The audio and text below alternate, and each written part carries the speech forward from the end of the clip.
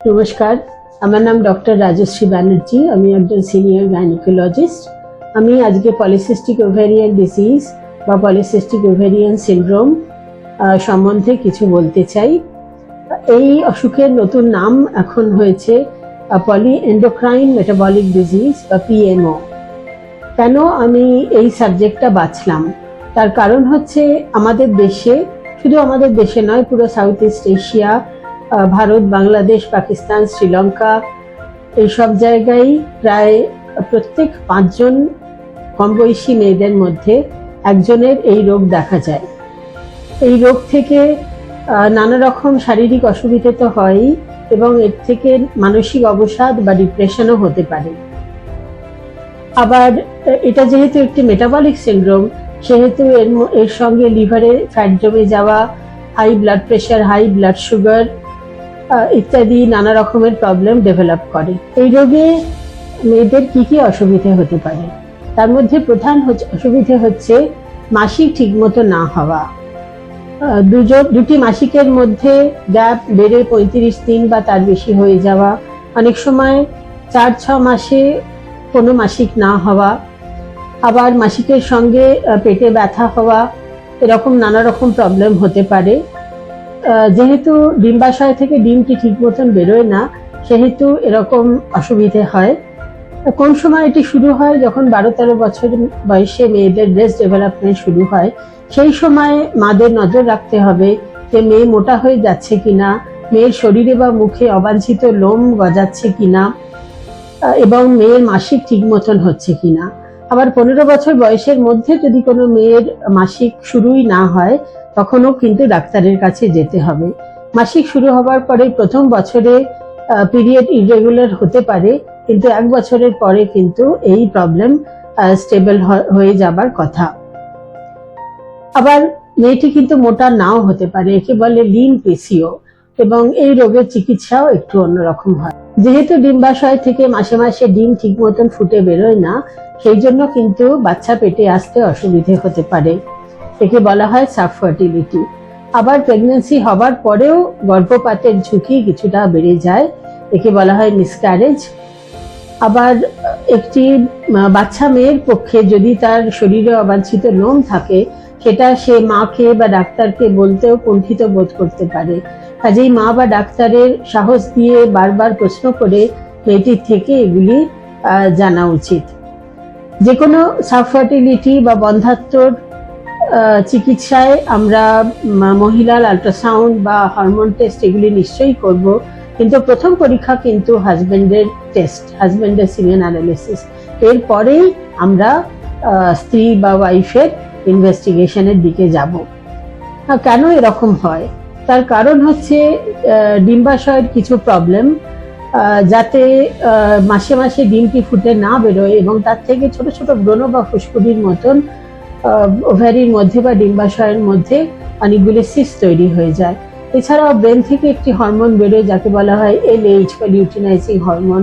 এই হরমোনটির লেভেলও খুব হাই থাকে এবং ইনসুলিন রেজিস্ট্যান্স হয়। তার মানে শরীরে ইনসুলিন লেভেল খুব হাই থাকা সত্ত্বেও ইনসুলিন ঠিক মতন কাজ করতে পারে না।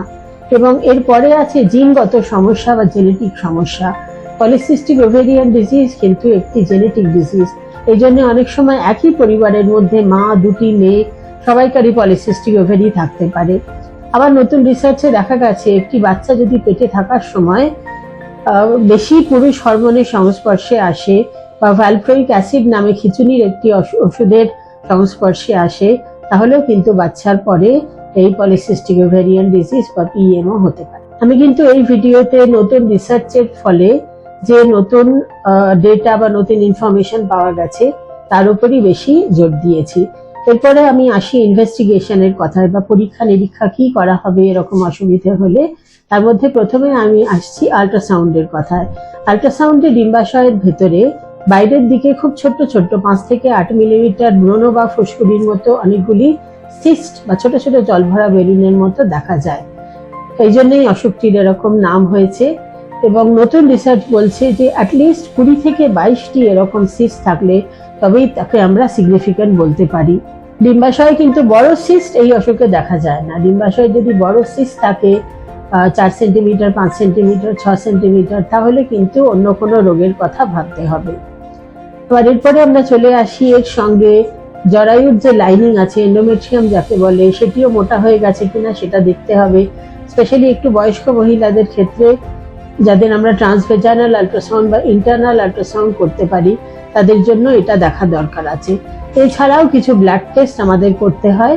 তার মধ্যে পিরিয়ডের দ্বিতীয় বা তৃতীয় দিনে, মানে পিরিয়ডের যেদিন শুরু হচ্ছে সেটি যদি প্রথম দিন হয়, তাহলে দ্বিতীয় বা তৃতীয় দিনে আমরা কিছু ব্লাড হরমোন করি। তাকে যেমন LH, FSH, সঙ্গে সঙ্গে আমরা থাইরয়েডের হরমোনও টেস্ট করি, আবার ইস্ট্রোজেন, টেস্টোস্টেরন, সঙ্গে প্রোল্যাকটিন হরমোনটিও টেস্ট করে দেখা হয়। আবার এর সঙ্গে নিয়মিত পেশেন্টের ব্লাড সুগার, ব্লাড প্রেশার, আবার ফাইব্রোস্ক্যান করে দেখা যেতে পারে লিভারে ফ্যাট জমে যাচ্ছে কিনা। তার সঙ্গে লিপিড প্রোফাইল ইনক্লুডিং কোলেস্টেরল এবং ইনসুলিন লেভেল, সকালবেলা উঠে যে প্রথম ফাস্টিং কন্ডিশনে ইনসুলিন লেভেল, সেটিও আমরা দেখে থাকি। এবার আসি এই রোগের চিকিৎসার কথায়। প্রথমেই বলতে চাই যে এই রোগে কিন্তু ভয়ের কিছু নেই। এটা টিউমার বা ক্যান্সার নয়, এটি একটি মেনলি হরমোনগত রোগ, যাকে বেশি ট্যাবলেট বা ইনজেকশন দিয়ে আমরা ম্যানেজ করতে পারি। যারা মোটা হয়ে যাচ্ছেন বা যাদের ফাস্টিং ইনসুলিন লেভেল সকালবেলা হাই আসে, তাদের আমরা মেটফর্মিন ট্যাবলেট দিতে পারি। আবার যাদের বাচ্চা হতে অসুবিধে হচ্ছে, তাদের ক্লোমিফেন ট্যাবলেট বা গনোডোট্রপিন ইনজেকশন এগুলি দেওয়া যায়।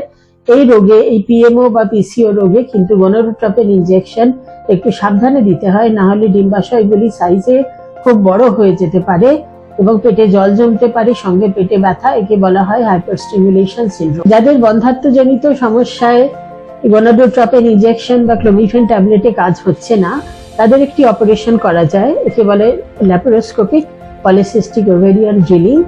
এতে ডিম্বাশয়ের যে চারিপাশটা ডিমের খোলার মতন প্রায় শক্ত হয়ে যায়, সেগুলি আমরা একটি ইলেকট্রিক মেশিনের সাহায্যে 4টি ড্রিল করে দিই। এরপরে কিন্তু হরমোন ট্রিটমেন্টে সুবিধে হয়। এছাড়াও আমরা স্পাইডোনোল্যাকটোন বা কম্বাইন্ড ওরাল কন্ট্রাসেপটিভ পিলস যাকে বলে, ইস্ট্রোজেন এবং প্রোজেস্টেরন হরমোন, এগুলি দিয়েও চিকিৎসা করতে পারি। ওজনকে কম রাখা কিন্তু এই রোগে খুবই দরকার। দেখা গেছে যে মেয়েদের পিরিয়ড বন্ধ হয়ে গেছে, তারা যদি অ্যাটলিস্ট 5 কিলো ওজনও তারা কমিয়ে ফেলতে পারেন, তাহলে আবার পিরিয়ড শুরু হয়ে যেতে পারে।